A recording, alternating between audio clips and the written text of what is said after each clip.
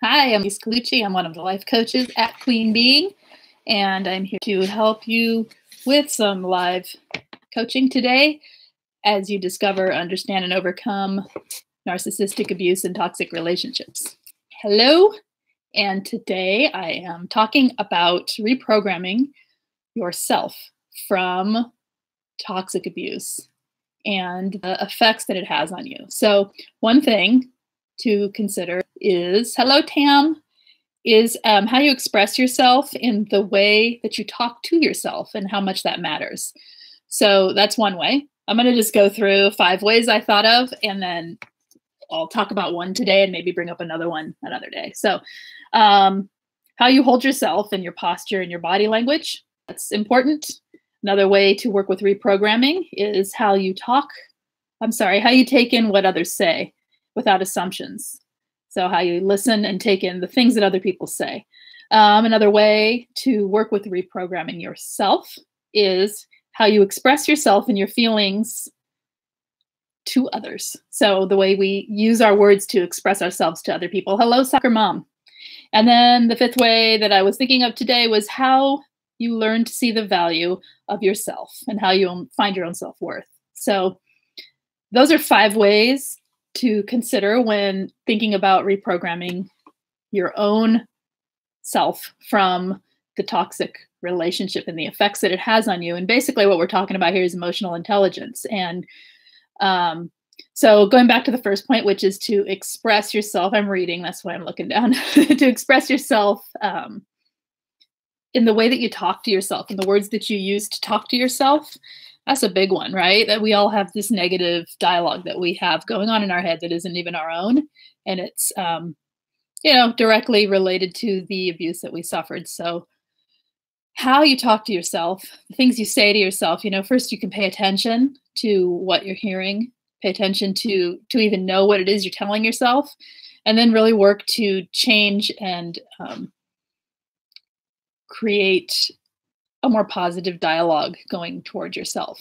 It's in that you find a freedom to find your self-worth, which was the last one, So anyone have a question or want to say anything, please just start talking and I will go on from there. Otherwise, I'm going to keep talking about this because we have a whole bunch of points here I can go over all in one swoop.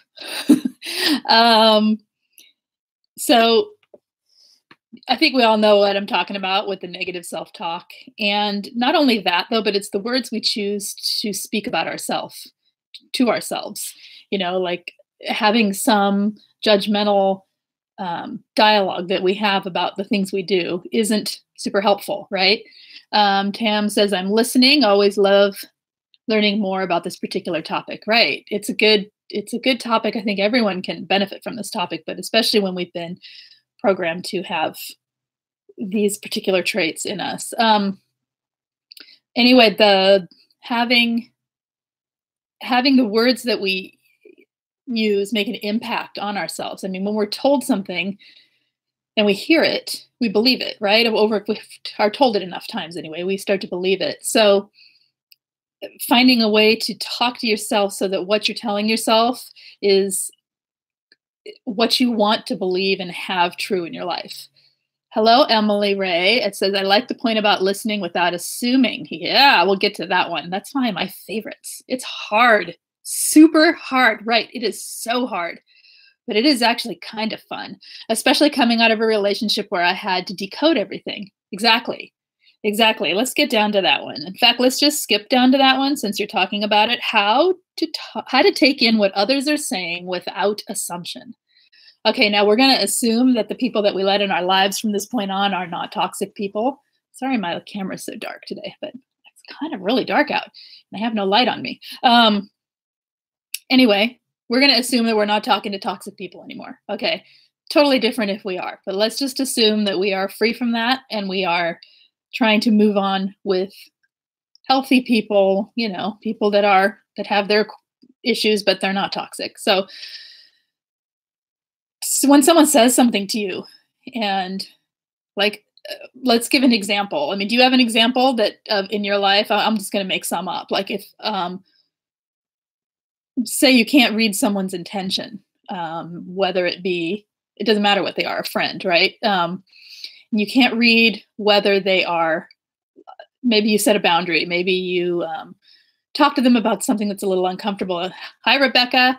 And you can't get basically, you're trying to read what they're saying without asking them, right? So one way to go about not assuming is simply to ask. If the person is safe enough, you should be able to ask, hey, what are you thinking about that? Or, hey, I've said this thing. Now, what do you think about that? Okay, Emily says, especially at work, when a boss or coworker gives feedback, I freak out and I think I'm getting fired. Okay, that's a good one.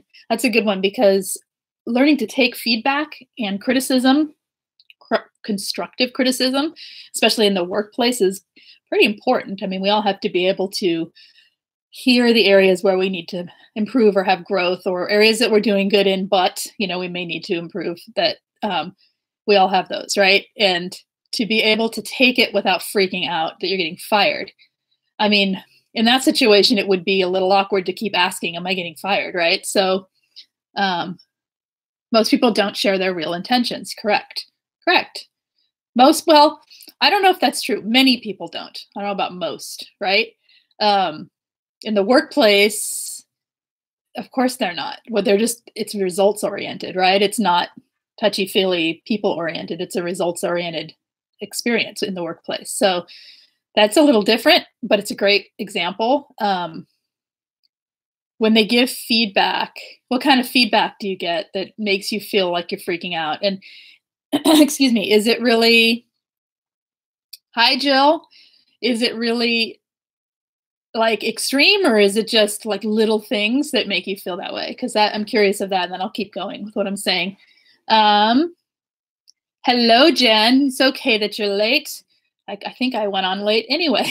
Whoa, I got blurry. Why does my camera do that? Okay. Little things. Okay. So little things mainly. So really they're not, when you think about it logically, they're not things you'd get fired for. They're more like tiny little things. Okay. So how can you not make assumptions? What is it that you're assuming? That you'll be fired, number one. And also, it's hard to talk when I can't actually talk to you. This is like super personal. Okay, so asking, is this what you're talking about? I guess mirroring would be a good way. If they say something like, hey, I need you to file the reports this way instead of that way, that's fine that you did it that way, but now I need them done this way. And you freak out thinking, oh my gosh, they're going to fire me because this is the way I've been doing it and they think I'm wrong, or whatever. Start thinking about yourself. If you mirror back, okay, what you're asking is, I should file the reports this way instead of that way. And correct? And they'll say, yeah, that's what I said. And you say, okay, great. You see that it lets them feel heard. They know what you're talking about. They know you know what they're talking about. And it sort of gives you a chance to express to them that you're competent. You understand. So a lot of times mirroring like that can be helpful in the workplace, or when you're dealing with someone you don't know really well. Just repeating back what the person said from your position, in your own words or however. Hi, soccer mom. What did you say? Worrying. Why am I struggling with ex-narc telling me I wasn't happy in the marriage? It confused me because I felt like everything was about him. Yeah. I don't want to feel bad about this, but I feel stuck.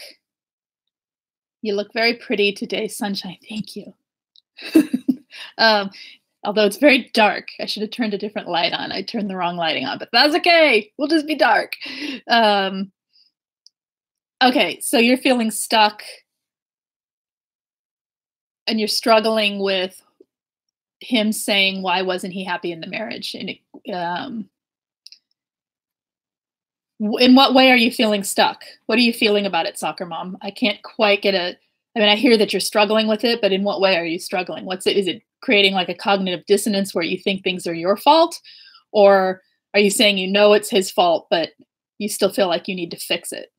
Which part? It's all comes down to trauma bonds, right? The why of the worrying is that there's still some little strings with the trauma bonds, and any exposure to the toxicity reinforces the trauma bonds. We know this. So that's partially the why. But let me answer what I said if you want, and I can help further with like what to do about it. Let's see.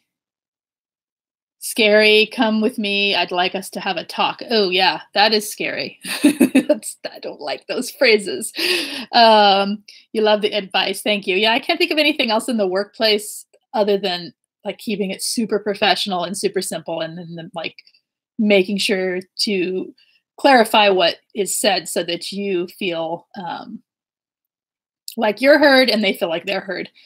When you're talking about assumptions in friendships or with like some people get that when they start dating again. I know that, like, I don't know where you guys are all at with that, but I know a lot of people get that freaking out, the assumptions, or if someone doesn't text you, a friend or a person you're interested in, whatever, it doesn't matter. That kind of thing. You can simply ask it to a friend, hey, is there something going on about this? I mean, not in a way where you're accusing them, but just like, or what are you thinking about whatever the situation is, or how you feel about that? People, if they're your friends, they actually might tell you, and it actually can open up a dialogue that is kind of interesting. I have done that personally, where I've just been freaking out, like, what is this person thinking? What are they going to say? Or whatever. And if I just ask a question, then that question leads to another question, and then another question, and then pretty soon you're having a whole conversation with this person about the very thing you've been worried about to begin with. And it turns out it's nothing to do with the thing I thought it was, right? So that's been interesting. I don't know if that made any sense without details, but that's, let's see. Soccer Mom says, he makes me feel guilty, but he had the issues like I wasn't good enough. So you feel guilty now. Is he out of the picture, or are you still trying to work things with him, or what's the situation? So you're feeling guilty because you feel like you feel stuck, and you feel guilty because he's making everything feel like it's your fault. Well, that's kind of what they do, right? They shift the blame back to you so that they don't have to accept any responsibility for anything that they do in a relationship. And why we take it on is, a personal question. I don't know you personally, so I can't help you with like figuring that out, but you can figure out why you take it on. Why do you take it on? Why do you take on other people's, the responsibility other people have for their own emotions? Why do you take it on? That's how I look at it. When I can't figure out why I feel stuck or guilty, I'm thinking, what am I taking on that isn't mine? Does that make sense? Let's see. Jen says, I just ask if I want to know. It gets rid of my worries. Exactly. You just ask. And if people don't want to, but we go through life assuming. The assumptions are so painful and so unnecessary.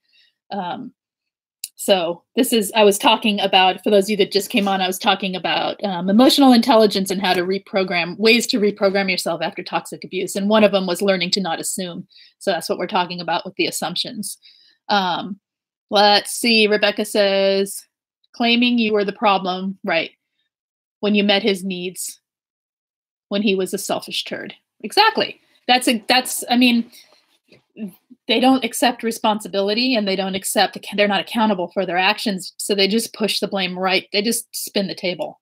But the why you feel guilty about it, or why you feel stuck, that's a, kind of personal, like personally, it's loyalty. It's loyalty. And, gosh, I'd have to think about it. I'm not feeling that right now, so I can't pull it out of the thin air right now. Yeah, they project their crap onto you is what Jen says. Exactly. That's why they do it. And so how to work with that is to start looking at your value, and back to the last part of how to reprogram. What did I write here? How you learn to see and value your own worth. Like doing that, if you can see and value your own worth, then you can realize you don't need to take on the responsibility for other people's emotional lack of intelligence, right? So it's coming up with your own sense of self and your sense of worth, so that you realize you don't need to put up with that. And that isn't actually proper adult interaction. That's someone acting like a spoiled child, pushing their emotions off onto you. And taking it on, I think we do it as people pleasers. We do it as we're actually conditioned in society to stick with things, stick with marriages, stick with relationships, no matter what.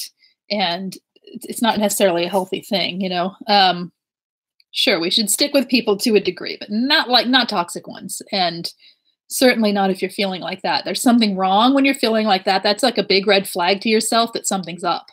And it isn't you. So, anyone else want to chat about anything? Otherwise, I'm going to move on to another point here, if I can read my writing. How you hold yourself, your body language, and the posture. That is one area that you can work toward reprogramming, and that's a really fun one, because you don't actually have to think about anything other than the way you're presenting yourself. And it's not so much like you want to present something artificial or fake and like, you know, whatever, but just standing up taller gives a presence. Holding your head instead of looking down, you know, looking up at people and up at the world gives you an entirely different presence toward the way people receive you. And it also makes you feel different about the way you receive yourself. And I've seen people do this in an exercise in the group coaching.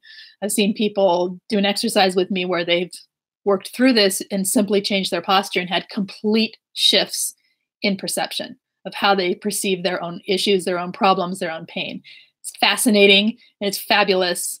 It's one of those things that it helps to have someone like guiding you through it, but I've seen it multiple times and I love it. So it's a simple way to work toward reprogramming yourself. Emily says, I kind of feel like I was conditioned to take on as a form of survival. Totally is a form of survival. And this is the point. We have to get from survival to thriving. We have to let go of survival. I mean, we know we can do it. We have the survival instincts, the survival skills. We don't need to live in survival mode. So when we're talking about reprogramming, we're really talking about growing up our intelligence, you know, our emotional intelligence, so that we can move on to a thriving stage of our lives. And the thing is, it's not like your whole life is, hit the microphone. Whole life is going to be thriving. It's pieces by pieces, little by little. Your life can be like patched back together and then lifted up into something much, much better. Let's see. And conditioning is what Rebecca said. Absolutely, it's conditioning. Tam is saying, oh yeah, one thing I had to do with body posture was stop looking down. I actually look up. Oh, that's good. Yeah. Stop looking down, stop slouching. I mean, it sounds like it wouldn't do anything, but it's pretty amazing what your body language tells not only the world around you, but what you're telling yourself every time you assume a posture. You know, people, when they are coming out of abuse, will often take on a posture, you know, that's very down, you know, and it projects out to the world, I'm a victim, right? And it also projects to yourself the victimization that you experienced. And I'm not saying it's wrong to feel like a victim. We totally are victims of other people's abuse. However, simply shifting that posture to a more upright posture, you start to believe in yourself more. That's the point I'm getting at. So try it. Try it out when you feel down, when you feel low, when you feel insecure, when you start assuming, when you're at work and you're totally assuming something bad, just try standing up. As simple as that. Take a deep breath, stand up, hold your posture just for a few seconds and think about your problem and see what happens. If nothing happens, okay. But if something happens, it might be cool. So Soccer Mom says, the marriage is just ending. Okay. But been separated a year. He acts like the victim. And then I feel bad because these were his choices. But these were his choices. You know, and that's the problem. He's a covert narc. Sounds like covert narc with a tendency toward feeling like playing the victim, or a tendency toward being basically making everyone believe he's the victim, right? I mean, that's the type that does that, and they're good at it. They're so good at it. So it's sort of like growing an indifference toward them which sounds horrible because, you know, it was your husband, right? But you have to. You have to have an indifference toward that kind of BS, really. It isn't real. An adult person, an adult partner of anyone would take an adult that has emotional intelligence and that is not toxic, would take on their they would take responsibility for their own actions, and they would not be playing the victim. It's ridiculous, but they do it. And why we feel that way, again, we have to separate ourselves from the situation and start looking at yourself and what you need. Maybe that would help. Just start looking at what you need and what you want for your life, and see how far this person is from that. And it's not your responsibility anymore to do anything for someone you're divorcing, separated from, whatever. Is not your responsibility to do anything for them. They're grown adults who can take on their own life. I mean, the separation's there, it's done, right? Tam says it makes a huge difference in how I feel. I smile at strangers more. You're talking about standing up straight. Yes, doesn't it? And the world receives you differently, and you receive the world differently. That's what's great about it. Rebecca says it'll do that. Jen says we are already survivors. Exactly. Time to move on with our life and show our awesomeness. Correct. Again, that's it really is time to move on, no matter what stage you're in. I mean, you could be just discovering narcissism right now, and bits of your life can be ready to move on, because none of this happens overnight, and none of this is one thing. This is a series and a layering of healing, excuse me, that happens over, you know, years of your life, really. And it's a very active and healing that has progress in it. You know, you've seen the healing chart line where the line goes all over the place. It's just how it is. And right when you feel better, something else will hit. It's just how it is. And so there's always this, what Jen is saying, time to move on and show our awesomeness. Rebecca says, is some of the guilt that they place on you a form of egging on a Hoover? Yes, it is. To get you to tell them how hard you worked to meet their needs. It absolutely is. It's a way to Hoover you back. It's a way to get supply so that you can talk about all the ways in which you love them and the ways in which that you want to fix things for them. You know, it's exactly what it is. A lot of it. Tam says, yes, it does make a difference. Trying the posture, etc. Stand up straight, take a deep breath. Lise just said the same thing. Haha, okay. Jen says, I ball up when I feel upset or feel threatened. Looks rigid. Yeah, okay. Breathing helps. Yes, breathing helps. Breathing helps. Relaxing the parts of your, okay, this is a good one. That's a good one. When you're upset or feel threatened, as long as you're not really threatened and you don't need to run, you know what I mean? Like you just feel threatened, and you know you're just feeling, you know what I'm talking about, when you know it's just you having a trigger or a reaction to something. Relax the areas where you feel tension. Like, I'm trying to right now. I don't feel threatened right now, so it's hard. But, you know, like relax the areas where you feel that tension in your body and breathe into that. Like breathe into that relaxation and see what happens. See if that you can change your posture a bit so that you can let your emotions do what they need to do without feeding that feedback loop into the negative emotion. Because sometimes our body just holds a feedback loop.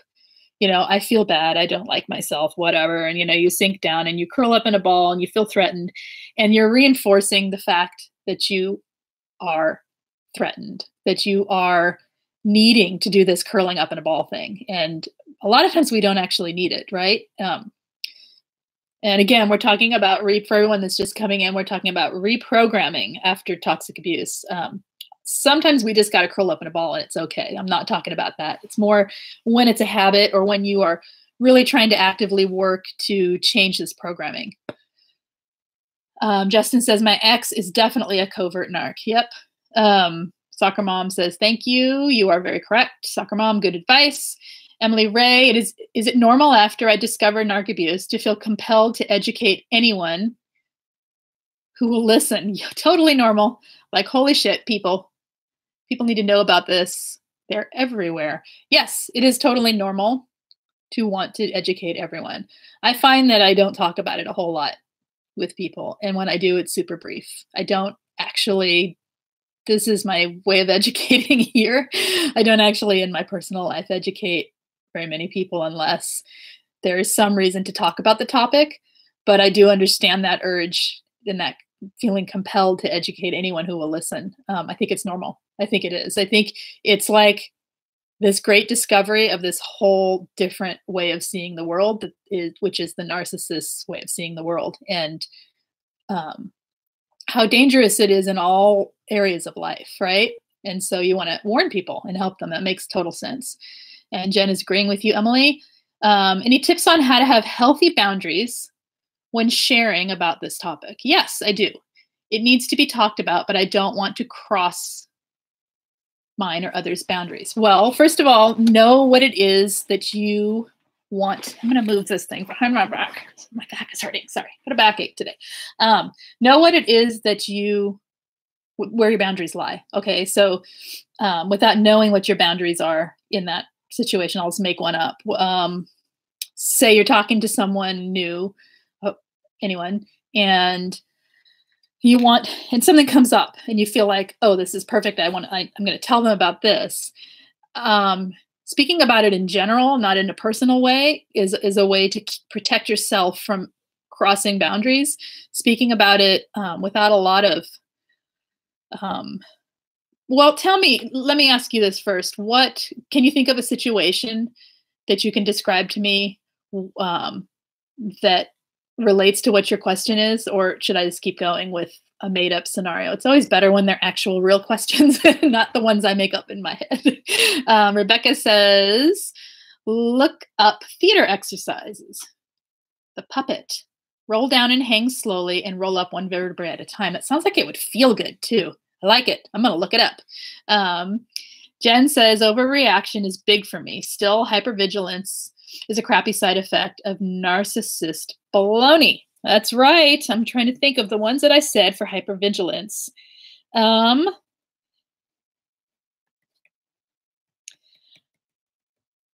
it kind of relates to the assumptions one, in a way, because we're hypervigilant because we assume something's coming to get us, right? So learning to, if you pay attention to where you're making assumptions about other people, then you can start to work with it. Sometimes it's a matter of taking a step back and actually just paying attention to what's happening, because we know we have a trigger and we know we have the hypervigilance, but sometimes we don't know exactly what we're even reacting to until it's like well into the situation. Does that make sense?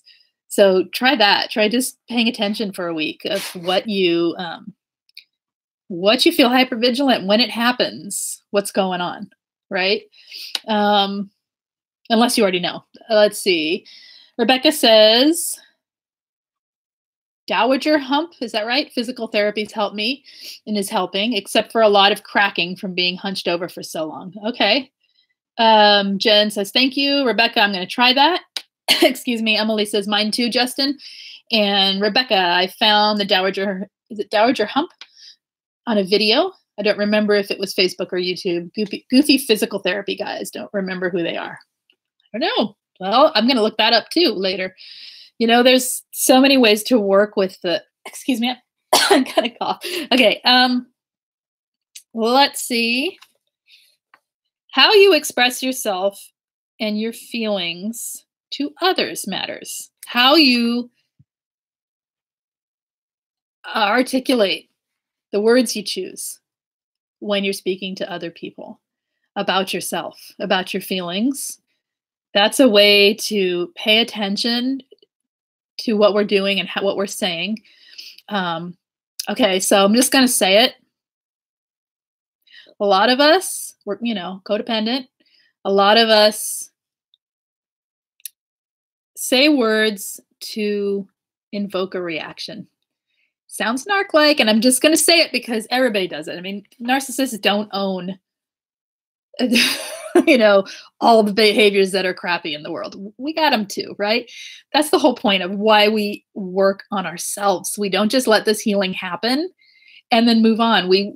If we're smart, we use this horrible abuse to better ourselves, right?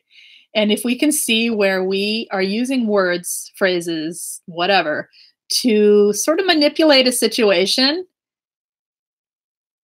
in order to get a reaction out of other people that we think we need, instead of, which is what we actually need, self-validating and self-love, right? Toward ourselves in the situation. Is that making sense? The words that we choose when we are talking to other people about ourselves and about our feelings, super important. Listening to it and realizing, okay, what did I want from them?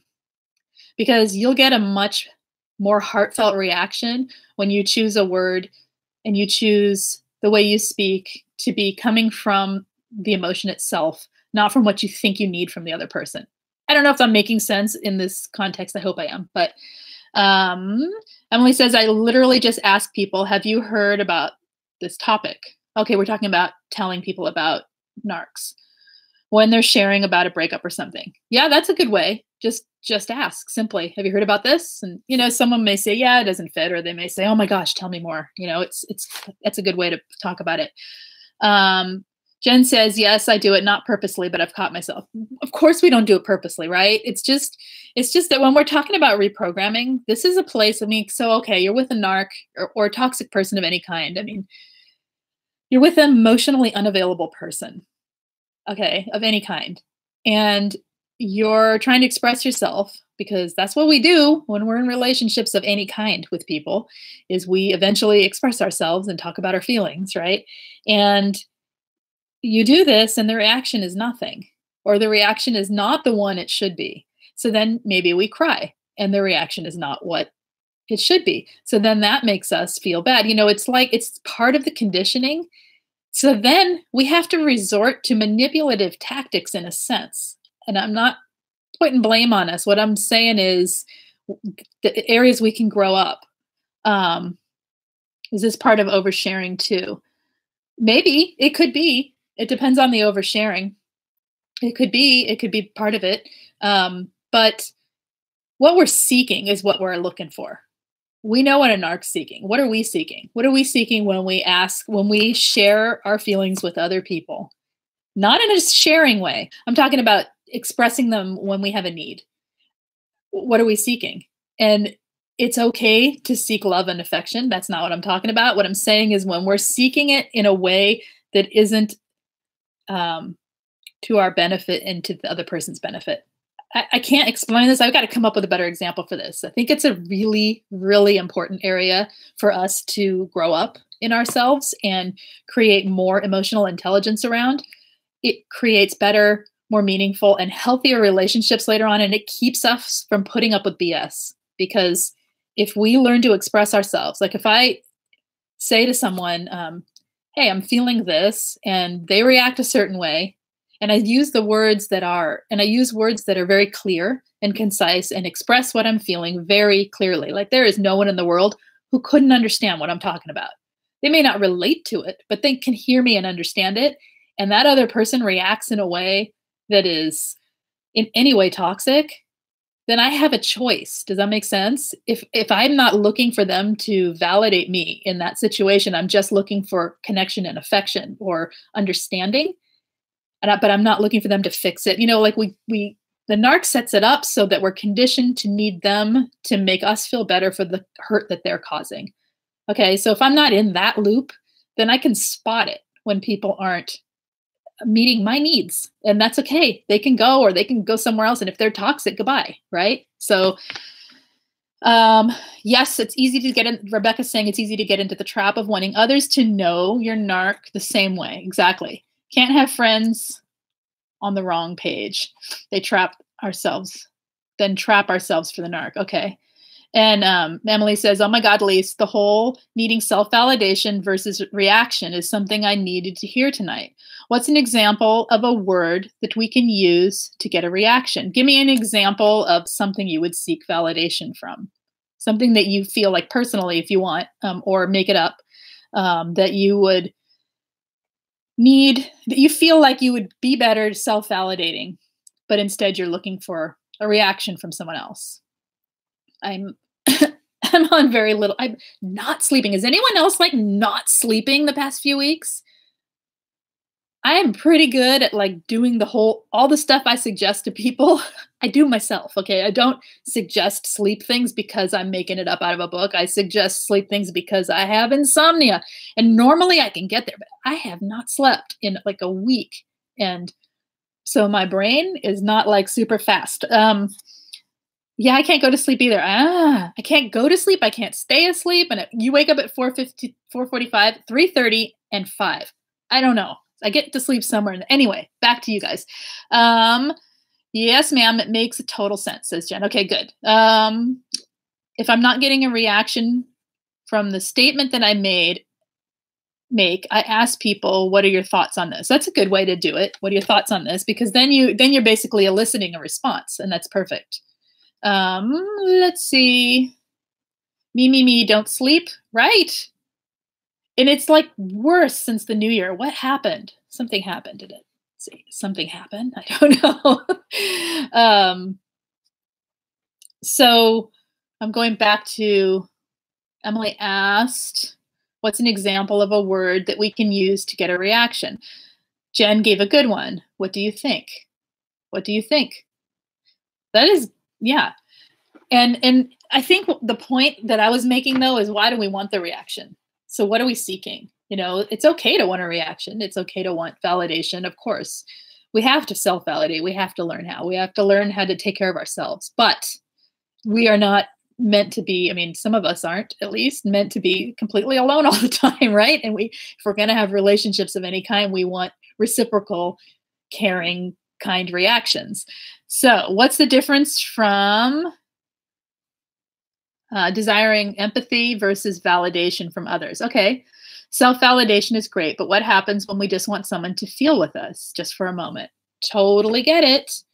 Totally get it. So the difference in, I even think it's okay to need a little validation from others. I think it's healthy to need a little, I think it's that when we get to the point where we are trying to pull it out of people, does that make sense?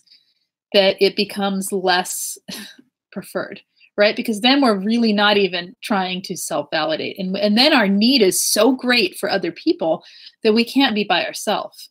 And got to be by ourselves once in a while. It's healthy, right? So I think, what did you say here? Self-validation is great, but what happens when we just want someone to feel with us just for a moment? Well, what I do is I feel with them.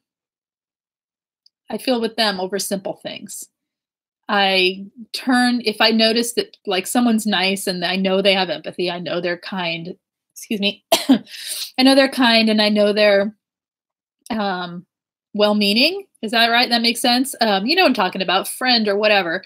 I know they would want to be there, right? They maybe don't know how, right? So, and sometimes I will listen to them. Active listening, that's what I do. I work on active listening to them. And it can often create a situation where that connection you're looking for starts to happen going toward that person. But at the same time it's happening. And then what happens is the next time I speak, they reciprocate it. I think it's like it sets the mood. Does that make sense? Instead of the chatter mood, listen, listen, listen. A lot of people listen really surface. They listen with their ears only, right? Or they're right on the edge of what they want to say, right? They're not listening deeply to you. And that's what you're talking about. You're talking about someone to feel with you, to really listen deeply. Other times I pay a therapist, for real. I realize that a lot of people struggle with listening. And they may feel with you, but you can't feel it because here's the other thing. We're empaths. We're empaths and we are deep feelers. Okay. Not everyone is. Not everyone is as deep a feeler as you perhaps. And when that happens, it's like everything is void of the very thing you need, which is what you give to other people all the time. Is that making sense? And so again, what I do is what I just suggested. Let's see. When sharing my domestic violence story with a close best friend, she has a flat effect and it really bothers me. Okay, people are uncomfortable. That I think in that situation, you don't need intensity, but you need to feel, but it doesn't feel appropriate. People are super uncomfortable with domestic violence. They're super uncomfortable with hearing about pain, hearing about abuse. A lot of people, well-meaning people, smart people, good people think, why did you stay? That's all they can think. And they don't get it, no matter how much. Thank God they don't get it, right? I mean, I'm happy when people don't get it. I'm not happy, but I am happy. You know what I'm saying? Because they don't get it. They didn't experience it. They don't have to live with it. Okay. And then other people maybe just are uncomfortable. And so instead of having any empathy in their reaction, they come across really flat and really like they almost want to change the subject, right? I think in that situation, you might be barking up the wrong tree with the wrong information. In other words, using emotional intelligence, I'm going to add this to the list. Using emotional intelligence, one would say, okay, I didn't get the validation I need from that person about this topic. Perhaps they're not the best person to go with things like this. Not everyone can be everything, right? Not everyone can deal with everything. Not everyone's good at connecting when in situations like this. And not everyone's good at hearing negative things, dark things. Some people are really not good at it. So it could be that. Okay, we're flying here. Let's see. Jen says, I get it as an empath. I feel everything. People hundreds of miles away, but it's nice to know sometimes if anybody feels my emotions too. I'm telling you what, we do. I think, like I said, I think it's hard for us to feel other people feeling us because we're so busy feeling the rest of the world and we're not feeling us. Does that make sense? Like you have to create a container inside of yourself. And that's the only way I can describe it is like create some space inside yourself where you can get a sense of other people sensing you. People aren't going to feel as deep as you all the time. Sometimes it's just little drops of feeling, and that's okay. I mean, people are all different varying levels of empaths, right? And not everyone is actually an empath just because they have empathy. So it's knowing who to go to when you need to be heard, I think, a lot of times. Like when you really have that need, that deep need to be heard in the way you guys are talking about, sometimes, I mean, it's partially why I've got the coaching groups. I'm telling you, because that is a place I can give that to the people who want it, who are asking for it, right? That's what they want. That's what they need. I can give it. And they give it to each other. So it's finding a place, a person that it maybe isn't the people that you're seeking the validation or whatever you're talking about here from. Rebecca says, manipulating others to feel a certain way is different than sharing and getting whatever reaction we have at the moment. Controlling others is not okay. It's exactly. And I think we do it unintentionally. As we grow our emotional intelligence, we stop doing it, right?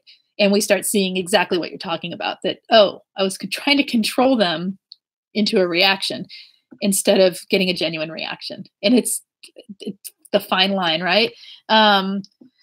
Emily says, I guess it comes from a place inside of me that hopes people love and care about me. Okay, when bad things happen, of course you do. Of course you do. And you know what? People do love and care about you, I'm sure. But can they express it to you in a way that helps you feel it? You think that you're getting this, it's clicking. Okay, yeah, I mean, for me, I have to. So you could be loved by you could have the most amazing love come into your life, and you could not feel it if you do not have a place to receive it. The place you receive that is self-love. You know, you receive it through being confident and calm and loving with yourself. And suddenly you can receive the love of other people in a different way. Otherwise, a lot of it can be a sort of a codependent need for love rather than, and I'm using that word, I don't actually use that word.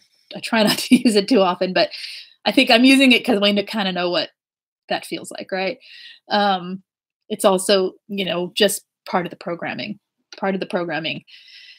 Let's see, Rebecca, our toxic stories can be toxic for others. They sure can. And they can be toxic to others. It can be just that, like, the wrong person to tell, even though you really want your best friend to hear you. And it's hard to do. It's hard to being discerning, I mean, that's a good one for this list too. Being discerning with who you share which information with. That Not everyone is your go-to person when you need to talk about something deep and heavy. They could be your best friend, and they could just not be that person. It's just this stuff is not easy to talk about. It's not easy to receive for other people. So, Rebecca, I like the way you put that. Jen says, Cindy, hello, Cindy. Jill says, yes, Lise, people are uncomfortable. They have no idea what to say or how to be there emotionally for us. Correct. That's why we have each other, right? I mean, really, it's why we have the groups we have, the span, all of it. Emily says, damn, this is some great awareness tonight. Loving all of this. I love this kind of talk. Love it. This is, oh my gosh, all night long, all day long. I could just keep going. Jen says, agreed, Emily, totally. And this is honestly, like personally with my coaching focus, this is it. Getting you guys through your own part, right? Healing from narc abuse is one aspect. This is the part where it just gets meaty and good and we can start thriving, and I love it. So anyway, enough about that. Rebecca says it's part of what is taught by people who wrote Resilience. It has to do with ACE, advertised childhood experience. It affects your ability to produce and metabolize a stress hormone. I'm not sure which part you're talking about. I'm going to have to read back later and understand that a little bit because that sounds interesting to me. Yes, be discerning. Oh man, did I screw up there at first? Totally, right? Right, Rebecca? It's like, and you know what? I still screw up all the time with that one. It's being discerning is hard because we want to be open with the people around us. And excuse me, the openness is, we have to learn that this is back to the oversharing, right? We have to learn where we can share what. And we don't have to, but if we want a reaction that is one that is more pleasant for us, we kind of do. It's kind of just growing up enough, the parts of yourself that feel the need to be validated,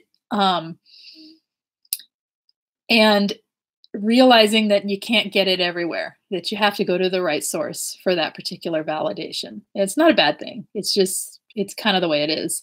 Resilience is a documentary, says Rebecca. I still screw up too. Just did it with a parent dropping my kiddo off. Yep. All the time. All the time. And, sometimes I laugh about it. Other times I cry. It's just the way it is. It is. It's, this isn't, like I said, this isn't a linear healing. It goes on the rest of our life, I think, honestly, because the layers come up, but it's learning to, the whole point of all of this. You didn't mean the explanation. Okay, that's okay. You can you can put any punctuation you want. It's all good by me. The whole point of this, I think, is that when we're thriving and when we're learning to thrive and when we're learning to reprogram and change our own lives, for me, I realize that is a lifelong thing. It's a lifestyle. It's not a thing I do and then put it away, but it's also not something, okay, a lot of people get to a point where they just feel oversaturated and they feel oversaturated with this kind of stuff, like all the time working. That's not becoming a lifestyle. That's becoming a study.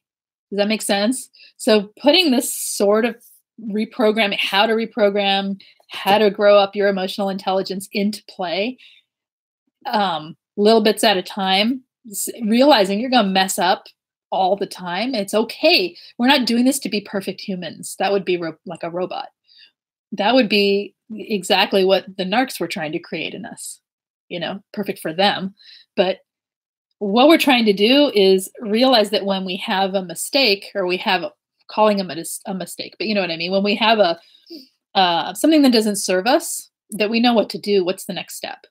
And am I making sense? That it isn't like all of this is that I'm talking about today is to exactly Stepford. We don't want that. What we want is to be authentic human beings that have the freedom to make a mistake within ourselves, our own freedom to make a mistake and go, oh, I just totally overshared with the wrong person. Okay. Didn't feel validated, but you know what? That's okay. Let's move on. It's, yes, like Stepford Wives says, freedom. Hi, Freedom. So what I'm getting at is that it's, don't be discouraged no matter, whoa, that blurry thing. I don't not know why that's happening. Don't be discouraged if you feel like, so much of what I'm talking about is like so far from you or whatever. And also don't be, if you feel overwhelmed, like it's just so much. It really is that creating a lifestyle of self-care in this form where we are becoming more and more emotionally intelligent. And then that is, it's a process, right? And it's a process that has like pieces. So keep going with it. I think, let's see, Jen says freedom to make mistakes. I like that. Exactly. We have to have, we're not ever, ever, ever, no matter what we do, going to be perfect. Ever, ever. And a lot of us have this perfectionist thing. That's part of our survival instinct, is to think we need to be perfect. Somebody pointed out something earlier about how this is all based on surviving. And especially if you've had this from childhood stuff, that's absolutely right. We have a trauma, we have an experience in life from a toxic person, or maybe not even a toxic person, maybe just a parent that is not aware. Okay. And so we have an experience, and then we as a child react. So say mom's a narc and mom's really mean. Mom has her outbursts, her narc outbursts. The only thing the child can do is survive, right? They can roll over and do nothing. They can become a narc themselves, or they can survive. Well, even narcs have to survive it. Even, budding young narcs, I should put it. So in order to survive, it means you take the blame. Because if mom's to blame, then what? Then there's no one to take care of you. So mom can't be to blame. So in other words, all of this is survival. It's survival, and it's not something we need to hold on to forever. It's survival that served its purpose, and now we can let it go and move forward. That's the point. I think I'm getting a little off topic here, but I'm just rambling. Let's see, Emily. Wow, yeah, I haven't even digested the idea that being away from the narc means I have freedom to make mistakes. Nice, right? It's lovely. It's nice to have the freedom to be yourself.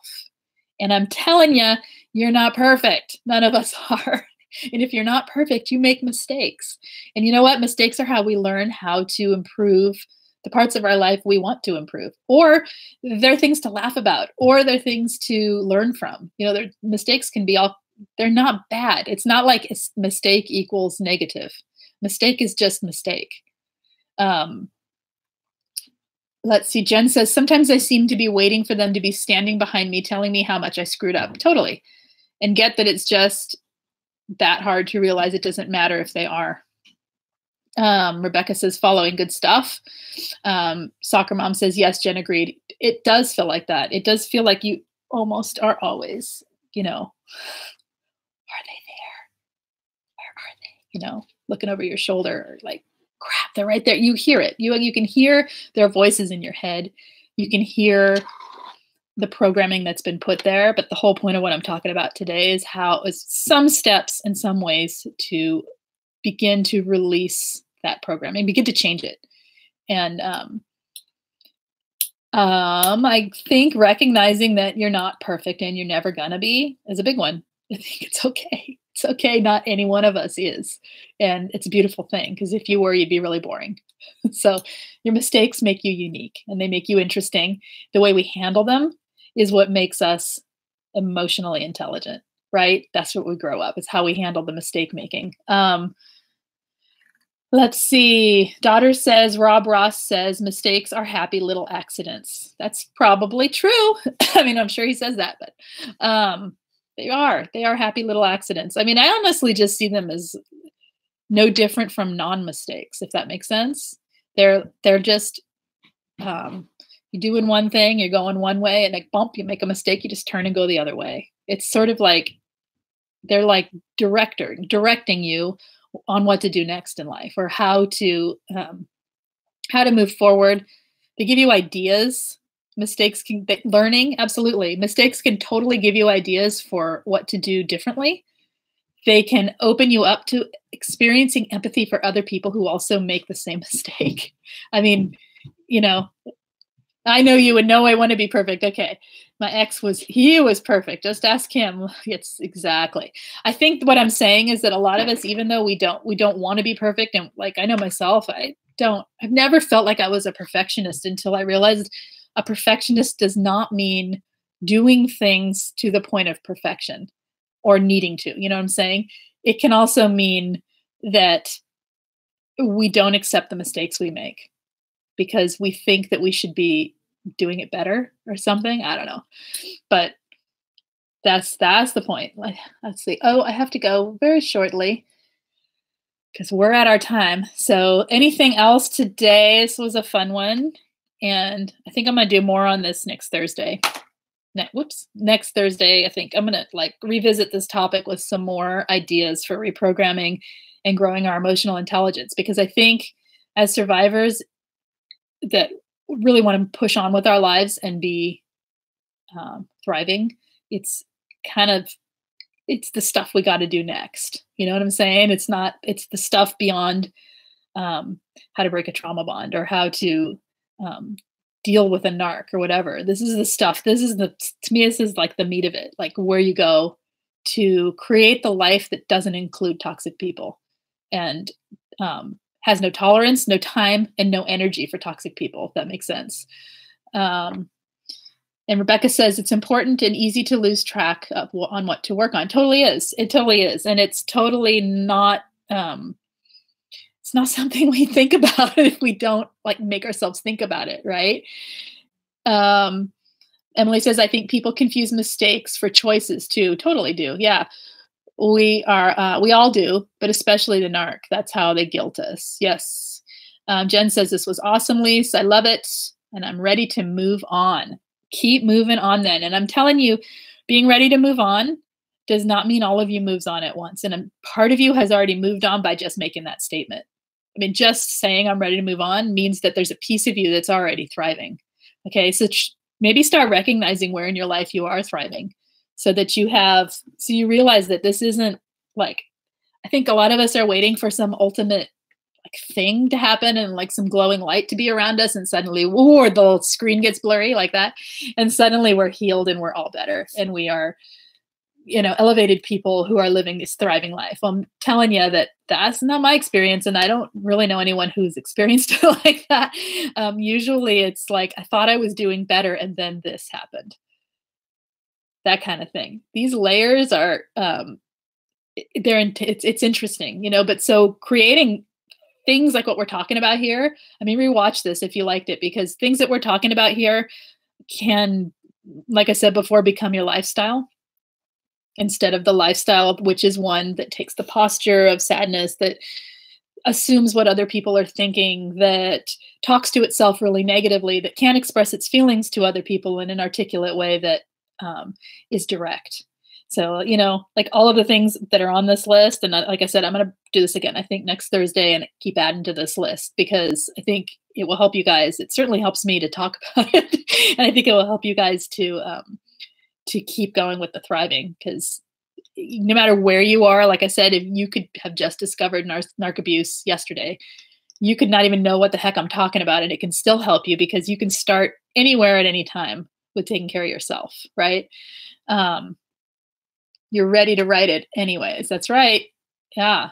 Okay. Okay, you guys, I have to head out and I will see you. I was going to do Monday, Wednesday, Friday. I'm sorry. Tuesday, Thursday, Friday. Tuesday, Thursday, Friday. However, I have a conflict on Friday. So Tuesday, Thursday for sure, 4:30 Pacific. Finding my third time, it may be Wednesday. I will let you know I'll let you know on Monday, hopefully, like what the third day will be. But I'm trying to do 3 times a week. I may run one this weekend to make up for my lack of Friday. And I apologize for saying I do Friday, but not actually being able to do Friday. Scheduling, timing, time zones. That's what gets me is I schedule something and I think, okay, I'm good. I can do it. And then I realized I did it in the wrong time zone. And now I don't have the time I thought I had. So that's okay. We'll get it. We'll get it together for this new year and we'll get this going. So maybe Saturday or Sunday. I'm not sure. Otherwise Monday for sure. And I'm sorry, I did it again. Tuesday and Thursday, 4:30 Pacific. So that's 6:30 Central. Yeah. And also anyone who is watching, there are a couple groups starting this week. Tonight, the Trauma Bond group is starting again for 4 weeks. Monday and Friday next week. Is it next week? Yes, Monday and Friday. So 6 p.m. Pacific, there is a group that I'm doing for finding your passion, finding your joy in life, finding kind of the stuff we're talking about here. Using, why does it keep doing that? Using your emotional intelligence to create the life you want. Finding areas of your life that you can build some of your own passions into. Start doing the things you once loved. Start creating new things you could love. Figuring out what the heck you want to do with yourself as you're learning to thrive. Does that make sense? That's the group that I'm starting Monday. We're going to run Mondays and Fridays, 6 p.m. Pacific. That's a group coaching group. The info is on Life Makeover Academy, or I'll post it on Queen Being's newsletter, or you can find it on Span or any of the groups really that Angie has. So I think that will be an excellent and fun group that kind of goes along with what we're talking here tonight. So that's why I'm talking about it really quick before I head out. And anyone wants to join that, you can always find me and ask what that's about. It's that, like I said, that's a coaching group. So that one is a paid group. It's $60 for 4 weeks. So it's like $15 a week to do it. There's a messenger group that goes with it. I check in every single day and talk to people through the messenger. It's a Facebook messenger. So if you're not on there, you would miss that part. But the group, it meets on video once a week for an hour, and it's blast. And it creates a community and gives you a whole bunch of this validation that what we were talking about. So there's that. And I think that's it about it. Anyway, let's see. Before we go here, you are all awesome, says Jen. You're welcome, Soccer Mom. You're welcome, Rebecca. You're welcome, Freedom. And she says, thank you. I'm restoring myself after the holidays, getting back on track. Good. And I'm happy you're here too. Jen says, you're all awesome and amazing. Thank you, Lise. I love you for being you. Thank you. I love you for being you too. And I appreciate you every time you're in here. I enjoy the fact that every single person in here is so awesome today. I mean, everyone always is, but really, this has been a really great chat together. I appreciate it. Mondays and Fridays, got it. That's the passion. Yeah, that's that one. And that's going to be fun. So, and Emily, you're welcome. Justin says it's worth it. Groups I think you're talking about. Anyway, thank you guys. Good night. Take care. And I will see you at the latest Tuesday. I'm not going to say Monday again. Tuesday, same time. Take care. Bye-bye.